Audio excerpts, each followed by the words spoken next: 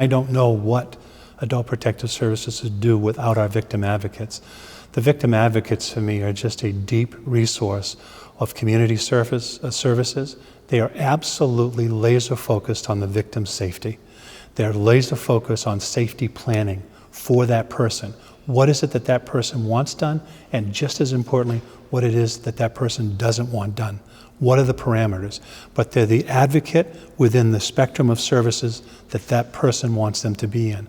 Now, Adult Protective Services is looking more of the family role. Yes, absolutely concentrating on the older victim. That's our client, but it's more of a broader approach. And it's not either or. To me, it's both is the best way to serve the older victim. I work a lot with DV advocates. I told a DV advocate, I asked this question actually, a person is 59 and a victim of domestic violence, but when they turn 60, they're a victim of elder abuse. There's a very thin line. These cases often look alike. I think the difference is whether the person is voluntary or involuntary. So when the person is voluntary, there's more resources probably available through domestic violence programs because you have to be able to be engaged by the advocate. But for a person who is a victim of elder abuse and involuntary and denying that abuse is occurring, there's a different intervention that's necessary and maybe not as many resources available. Adult Protective Services workers usually work under regulations. So there are some state regulations that mandate that and mandates. Advocate, their role is usually a voluntary role. So if the victim doesn't want help, the advocate usually cannot help them. And Adult Protective Services, that differs a bit.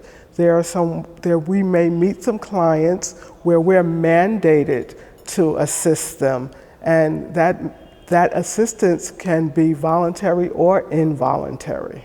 I think Adult Protective Services in the community would be a wonderful initial collaboration if an agency is considering working with older adults around sexual violence. In my former position, we had a grant in Pennsylvania to cross-train older adult protective service workers and rape crisis advocates on the issue of elder sexual violence. And what we found is that protective service workers were not seeing a lot of sexual violence cases and did not feel necessarily as comfortable with those cases.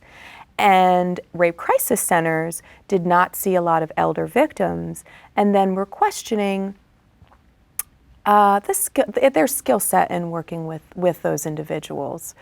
So both had some apprehensions in terms of providing services in a seamless and meaningful way. So what we found really worked best is creating a relationship before a case occurs. These cases may not be very common. You may not see them that often depending on your community. Rural areas may not see one for a couple of years. But when that case occurs, it is so important to provide a seamless, accessible response to that elder victim of sexual violence.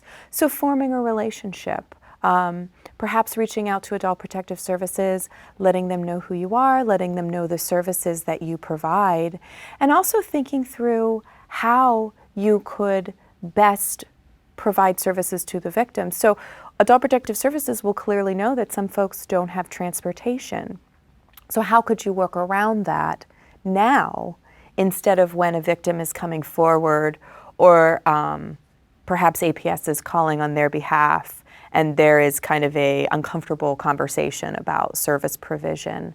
So really just forming that relationship and having both entities aware of each other's services. As a whole, Adult Protective Services are overworked and understaffed, and so it's important to realize that oftentimes in collaboration when social workers who are adult protective service workers say, I can't get away from my office, they really mean they can't get away from their office. They're on call or they're having to be there to answer the phone. And so one solution to that is to meet at their office.